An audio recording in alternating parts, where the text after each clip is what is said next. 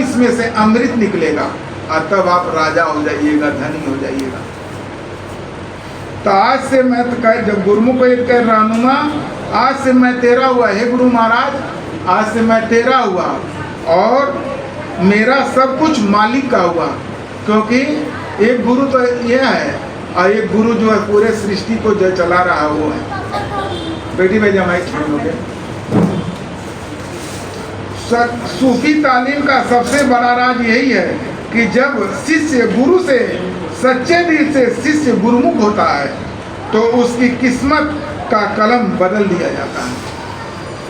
जगह हमार गुरु सच्चा बा और गुरुमुख से हो पाटी भगवान के पाव कर दी तो वो कितना दिखाई पड़ला कि करे तकदीर में का लिखल बा, तो ओकर इच्छा करला तुम्हां से ओके मिटा देला और हमें आनंदित कर, लेकिन तुरंत नहीं करला वो, क्योंकि देखता है कुछ दे करके ना कि ईश्वरिटी पाएगा नहीं तो उनका तनी सा कुछ पावर आ गई तो हमने सब चमत्कार दिखावे लगी। तो संत फकीर चमत्कार नहीं दिखाते हैं। ये जितना जो बात चिट्ठी लिख के ना बता दिया कि का के सोचत बा हमारे गुरु जी का शिष्य है, यही उनौला स्टेशन पर सामने। ओए हीरो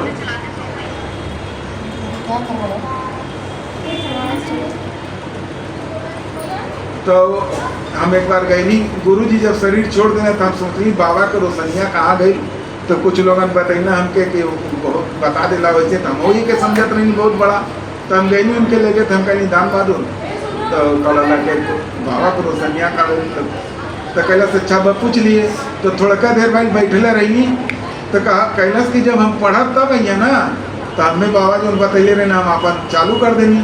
तो ऐसा ही कुर्सी बैठल में जैसे तड़ तुड़लस नहीं और कुर्सियाँ और छटक गई। हाँ अभी सब हम तो जिंदगी में दिखले नहीं रही।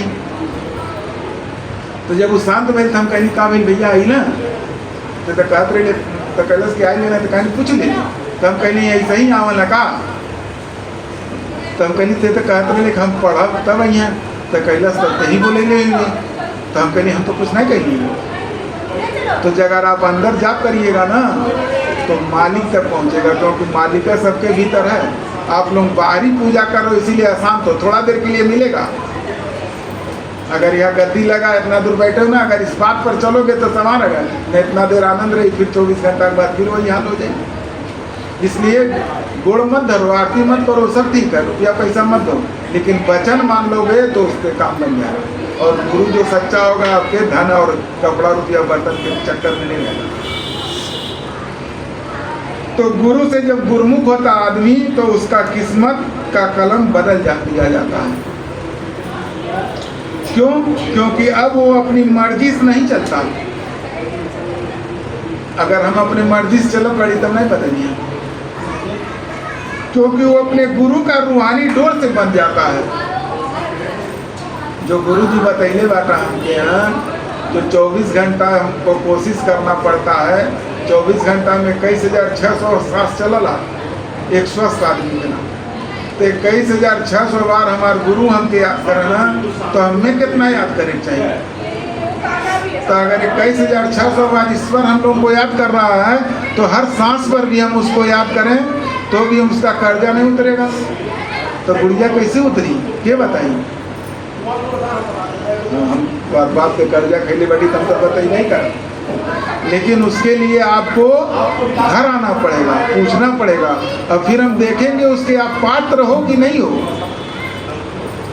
मान लो अभी ना बिल्डिंग का कहीं तो पिताजी पीछू वाला दे देना तो तुरंत कहीं कि तुरंत के हर से रुपया का हुई कैसे हुई कहीं आ गई रुपया तो का कहीं बोले अब तो भैया 36 इंच के टीवी रहा, अब 45 इंच के टीवी आ जाओ, ये छोटा मोबाइल है बड़का मोबाइल आ जाए, मतलब हम लोग का तृष्णा जो है बढ़ जाएगा। ये कहने का मतलब कंट्रोल नहीं होगा कि भाई भगवान ने हमको दिया तो दूसरे के मदद के लिए दिया है, हमको अपने लिए नहीं दिया है, क्योंकि पता नहीं किसके किसके भाग्य से हमको लोग देते हैं।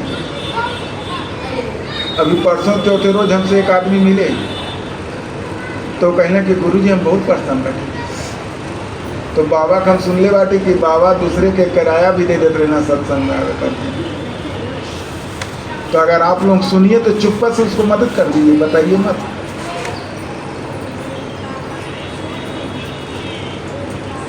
एक और औरत आवतनी तिवारी जो बजरंगी टेम्पू चलो उन्हें साथ करना, तो उनके ने यहाँ 2 लड़के अब तो काम करे लगना, तो उनके घरे दोनों लड़कन के चाह के मिला तो गर्म पानी पियावत नहीं कि चाह पी लो। तो जब वो हमसे बताई ना बजरंगी, तो हम कहीं हमारे घर तुरंत इसको भेजो, तो वो औरत गई नहीं, तो हम कर नहीं दुल्हन से ना बात कर किए वो नहीं कर रहे, समझा रहे कि आप लोग भी करिएगा। तो दुल्हन का दिली का नहीं दिली नहीं तो हम नहीं जानत बाटी, लेकिन वो दे देनी कुछ, और उनके घरे चायपत्ती चीनी जो हम देना। अभी एक औरत और ऐसे बाबा के यहाँ आपसे भी सुंदर मिली, बोली थी, तो इनसे कहीं नहीं कैलस के हमारे बच्चे भूखे हैं, 3 रोज से हमारा आदमी बहुत लेकर है, 3 से कहीं के ले जाके आटा चावल जो भी दे दिया अपन दे देना, तो चुप्पा से दे दीजिए। तो बात पर हम कर रहे हैं, ये नहीं कहें कि आप कह दीजिएगा। तो किसी से हम कह देते हैं तो कर ही देते हैं, लेकिन आप लोगों से घटेगा तो ऐसे ही चुप्पा से करिएगा। तो वो औरत के आज दोनों लड़के आवन, वो लोग आवला तो मतलब कहीं नौकरी बैंक में पा गई, भगवान के कृपा है, लेकिन वो रास्ते पर उचल नहीं पाई, उनके बहुत परेशानी हो गई शारीरिक, क्योंकि जिसका आप कमाई खाती हैं उसका कर्जा उतारना पड़ेगा। अगर आप कौन बैंक है, मान लीजिए पंजाब नेशनल बैंक है, उससे आप लोन लीजिए, और उससे बड़ा बैंक स्टेट बैंक है ना, आप कहिए कि हमको स्टेट बैंक से आप माफ़ कर दीजिए, हमको पंजाब नेशनल बैंक से कर्जा लिए हैं, तो माफ़ करेगा? क्यों नहीं करेगा? अच्छा ठीक, तो कहेगा कि जिससे तुम कर्जा लिए हो उसी से माफ़ी मांगो। अगर मान लो आप अदालत में, गुरु जिस तरह समझाए थे हमको कि मान लो कचहरी में जाके और जज साहब से भी कहो कि जज साहब हम दे नहीं पा रहे हैं, माफ़ कर दीजिए, आप जज हैं, तो जज साहब कहेंगे कि हम नहीं माफ़ कर सकते हैं। कर्जा देने वाला ही जब तुमको माफ़ करेगा तब हम भी माफ़ कर देंगे। इसीलिए हम लोग जिसका कर्जा लिए हैं उसी से माफ़ी मांगे, उस मालिक से मांगिए जो हमारा सांस चला रहा है। आप उससे मांग रहे हैं जिसको आप देखी नहीं है, उससे प्रेम हो नहीं सकता। हमारे पिछले जन्म वाले माता पिता से नहीं प्रेम हो सकता, वर्तमान वाले से होगा। इसलिए वर्तमान वाले गुरु से प्रेम हो सकता है, जिसको देखे नहीं उससे प्रेम नहीं हो सकता है। अच्छा, दुख और कष्ट एक है कि अलग है? हाँ कैसे? थोड़ा और यार बैठा जा, आपका कहा तो यार बैठे थोड़ा। हाँ, दुख और कष्ट अलग है कि तुम्हारा बुआ बताओ, दुख और कष्ट अलग है कि एक है? गलत सही कुछ बोलिए हो तो कल दो है, एक है। कैसे एक और कैसे दो है? बुढ़ी अच्छा, कैसे दो हुआ कैसे? अच्छा अच्छा, दुख और कष्ट दो है। जैसे मान लीजिए अभी हम स्टेशन जा रहे हैं और ट्रेन छूट गया, तो उसके बाद कोई ट्रेन मिलेगी तो हम पहुंच जाएंगे मंजिल पर, तो दुख दूर है। लेकिन कष्ट जो है वो पर हमारा पिछले जन्म का प्रारब्ध उसको भोगना पड़ता है, उसको काटना पड़ता है। या तो कोई संत फकीर हो अपना कमाई दे दे तो कुछ हल्लक हो जाएगा। इसी तरह लोग कहेंगे ईश्वर और भगवान भी एक है, यही कहिएगा, लेकिन ईश्वर निराकार है और भगवान साकार है। सारे लोग भगवान हैं, लेकिन जब अपने को पहचान लोगे तो सारे लोग भगवान हो। राम जी कहने नहीं गए कि हम भगवान हैं, कृष्ण जी कहने में हम लोग कहते हैं कि वो भगवान है। तो शरीर जो है साकार है, साकार से प्रेम नहीं होगा तो निराकार से प्रेम नहीं हो सकता है। इसलिए सारे लोग, हम लोग पहले इंसान के बंदों से प्रेम करें, तब निराकार से कहीं भेंट हो सकता है। जैसे एक पत्थर जो गुरुमुख नहीं है, जिनके गुरु सच्चे नहीं, उनकी बात कर रहे हैं। जैसे एक पत्थर समुंदर में गिरने से डूब जाएगा कि ऊपर हो जाएगा? डूब जाएगा। अगर वही पत्थर किसी मजबूत जहाज का हिस्सा बन जाए तो वह बड़ी से बड़ी लहरों को बीच चीर करके पार हो जाएगा। नहीं, नाव है ना, उसी पर पत्थर रख दीजिए तो नहीं डूबेगा, पार हो जाएगा। उसी तरीके से गुरु वो जहाज है जो शिष्य को, वो पत्थर गुरु का साथ उस पत्थर यानी शिष्य को पार लगा देता है। अगर गुरु सच्चा है तो वो पार लगा देगा। आप उस पर बैठ जाइए, पार हो जाइए। जिसे डूबना ही डूबना था महागुरु का एक ऐसा राज सुनो जो आज तक कभी नहीं सुना हो। आप फरमाते हैं मेरा हाथ मेरे शिष्य पर ऐसा है जैसे आसमान जमीन पर साया की हो। जैसे आसमान का साया है ना जमीन पर, उसी तरह जिसका गुरु सच्चा होगा और चेला भी जिज्ञासु होगा, इसी तरह कहीं भी होंगे, हाथ रखे होंगे तो बचा लेंगे, पार हो जाएगा। आगे क्या लिखते हैं, उनका कौल है, मतलब वचन मतलब यह कि जब तुम रूहानी खानदान से शामिल हुए, अगर हमारा रास्ता नूर वाला है, रूहानी वाला है, और जो हमारे साथ शामिल है, तो दुनिया और आखिरत मतलब जो हमारा शरीर छूटेगा कि कोई भी मुसीबत तुम्हें तबाह नहीं कर सकती, क्योंकि तुम जब गुरु का हाथ पकड़ते हो तो तुम मालिक की हिफाजत में आ जाते हो। जैसे हम सिर्फ गुरुमुख करते हैं ना, कहते हैं ना मैं अपने गुरु के हुक्म से आपको महागुरु के प्रेम मार्ग में शामिल किया, ये नहीं कही लख हम तुमके गुरुमुख करत बाटे। तब वही जैसे आसमान गिरल वैसे परछाई में हम लोग रहते हैं, जैसे हम गुरु जी के परछाई में कहीं रहते हैं, उनके परछाई में रहते हैं। तो जिसे यादुल्लाह यानी मालिक का हाथ कहा गया है, यह वह रूहानी छतरी है जिसके नीचे आने के बाद शैतान की सारी चाल नाकाम हो जाती है। बहुत से लोग सवाल करते हैं क्या इंसान के जरिए भगवान तक पहुंचना शिर्क नहीं? नादानो, जब ईश्वर खुद कह रहा है अवतार यानी कि परम गुरु का हाथ उसका हाथ है, तो तुम कौन होते हो दीवार के पीछे छुपने वाले?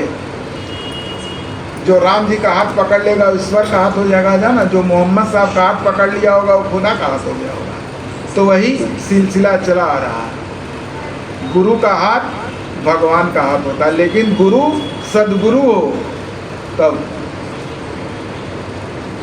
गुरु वो जरिया है जो तुम्हारे मालिक की पहचान करवाता है, यानी रब की पहचान करवाता है। जैसे सूरज की रोशनी सीधे आँखों को लग जाए तो चकाचौंध हो जाएगा आँख ना, उसी तरह आप डायरेक्ट भगवान से मिलिएगा तो उसकी कितनी तगड़ी रोशनी है कि चकाचौंध हो जाएगा। मगर वही रोशनी किसी आईने में टकरा कर आए तो तुम उसे देख सकते हो। सूरज की रोशनी डायरेक्ट अगर इसे दुख में नहीं लेकिन सोचा से टकरा कर आवे तो हम उसको बर्दाश्त कर सकते हैं। सदगुरु वो आईना है जो ईश्वर के प्रकाश को तुम्हारी रूह के काबिल बनाता है ताकि तुम उसे बर्दाश्त कर सको। अगर एक बैग कोनो चीज़ कैसे कहीं रुपया आज बहुत ज़्यादा है तो हम लोग डिसबैलेंस हो जाएंगे, तुरंत फालतू खर्चा करेंगे। इसी तरह वो प्रकाश धीरे धीरे गुरु अपने शिष्य के अंदर दिल में नाता है और एक दिन वो शिष्य भी गुरु हो जाता है और उसमें फना यानी लय हो सके। जरा तुम अपनी रूह से एक सवाल पूछो, सारे लोग हम लोग अपने रूह से एक सवाल पूछें, क्या तुम उस दिन का सामना करने के लिए तैयार हो जब हर शख्स अपने शिक्षक यानी गुरु यानी रहनुमा के साथ पुकारा जाएगा? जब भगवान के दरबार में हम जाएंगे, हमारा हिसाब होगा, तो जरा अपने सवाल करो अपने रूह से कि क्या वहाँ सामने खड़े हो सकते हो कि मुड़ी नीचे रहेगा? तो मुड़ी नीचे कम नहीं रहेगा जब हम अपने गुरु के द्वारा उनके वचन पर चल के रहेंगे। तब आगे लिखते हैं क्या, अगर तुम्हारा कोई गुरु नहीं तो सोचो तुम किस कतार में खड़े होगे, नरक वाले की, स्वर्ग वाले की, मालिक वाले की? अपनी रूह की तड़प को पहचानो और उसी गुरमुख की हकीकत को समझो, जो गुरु का सच्चाई उसको समझो, जो तुम्हें दुनिया की गुलामी से आज़ाद करके खुदा की बंदगी तक ले जाएगा। अभी हम सारे लोग गुलामी में है ना, केहू के बात सुन लेते बाटी सही है कि गलत, लेकिन जब मालिक के गुलामी में होंगे तो हमारा अंदर वाला खुद बताएगा कि ये करो वो करो। सूफी तालीम का यह सिलसिला एक ऐसी पुकार है जो सदियों से चली आ रही है। ये वो दावत है जो तुम्हें मिट्टी से प्रकाश बनाने के लिए दी जा रही है। हम सारे लोग मिट्टी है ना शरीर, अब इसी में प्रकाश बनाने का अपने अंदर का प्रकाश देखो। अपने घमंड को छोड़ो, अपने मैं को गुरु के कदमों में ढेर करो। उस हाथ की तलाश करो जो तुम्हें अंधेरों से निकालकर सच्चाई के उजालों में ले जाए। ये कौन ले जाएगा? अपना गुरु ही ले जाएगा, दूसरा कोई नहीं ले जाएगा। देवी देवता भी नहीं ले जा सका ना, क्योंकि वो खुद वहां तक नहीं पहुंचे हैं। गुरु जी लिख लें कि देवताओं की मातहती गुलामी है।